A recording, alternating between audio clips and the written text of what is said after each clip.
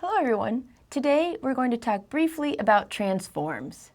Transforms are very similar to transitions in that they provide another option for us changing the appearance of elements that are on our page. So we can change things in both a two-dimensional manner and a three-dimensional manner as people are looking at your site. So let's look at some of the two-dimensional transform options. We're going to talk about translate, rotate, scale, skew, and matrix, and how each one of these can work within your CSS3. The first option I'm going to show you is translate. What translate will do is that you can give it two values, I've called them X and Y, and depending on those values, you can move the element to the left and right or up and down. If X is positive, you move off to the right. If it's negative, you move to the left. With Y, if it's positive, you move down, and if it's negative, you move up. So let's look at an actual example to make it a little bit more clear. Here, I've got this nice blue element, and what I'm about to say is that I want to translate it 175. So you're going to expect to see it move off to the right and down a little bit. So you can see, again, it's hard to really tell when things go up and down, but if you look at the margins, we've almost effectively increased the margins. The next option is rotate.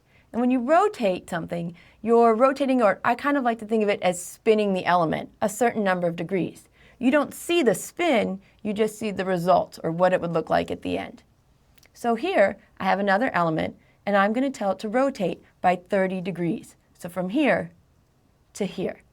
Now it's really important that you remember to put the DEG. If you just put 30, many of the browsers are not going to have that work. In fact, most of them won't. So make sure you give it the degrees you want it to turn, some sort of number, 30, 90, 80, and then use degree.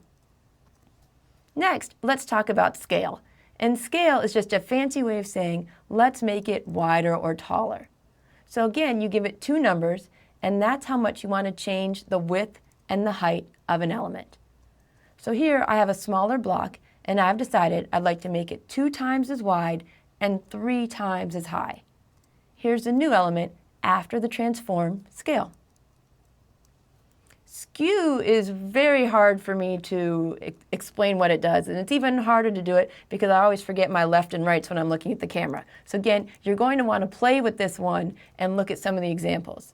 What you're doing is you're rotating the element a certain number of degrees around the X angle and a certain number of degrees around the Y angle. So here, I'm going to show you a skew 30 degrees by 15 degrees. You start off here, and you end up turned at a very kind of weird angle. And again, it's very hard to show you this when I'm staring at the screen, so I'm hoping you'll type that in and kind of play with it a little bit. The next and final option is matrix. And when you use the matrix, you can combine all of the 2D transform methods into one command at once. I never use this because I find it far too confusing to remember which ones scale, which ones rotate, which ones skew. So unless you feel really confident with your CSS3, I would avoid using matrix and go ahead and use each of the other individual transforms one at a time. So the other ones that we just talked about were two-dimensional transforms. We can also do three-dimensional transforms, and they're very similar to the ones we just talked about.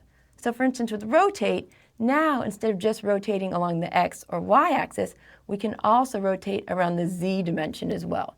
So if you wanted to use a 3D rotate, your options now are transform rotate Y, how many degrees, rotate X, rotate Z, or you can actually say rotate 3D and give it numbers along every single dimension.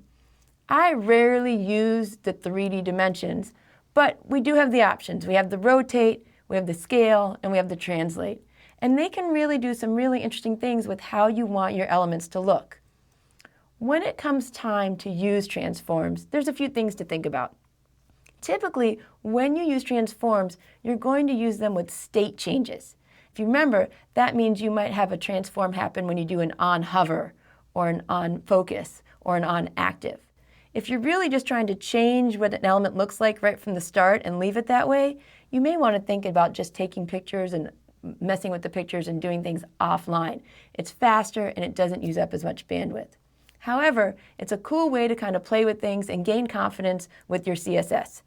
Of course, with so many things we've been learning in this class, it's important to remember that you'll often require browser prefixes to get transforms to work. So one more tool in your tool belt for learning how to do something exciting with your page. I know that I didn't do my normal example here, but the next video is going to show an example using transitions, transforms, and some of the other things we've been learning all along. I hope you'll take a look at it and feel a little bit more confident about what we just learned with transforms. Good luck.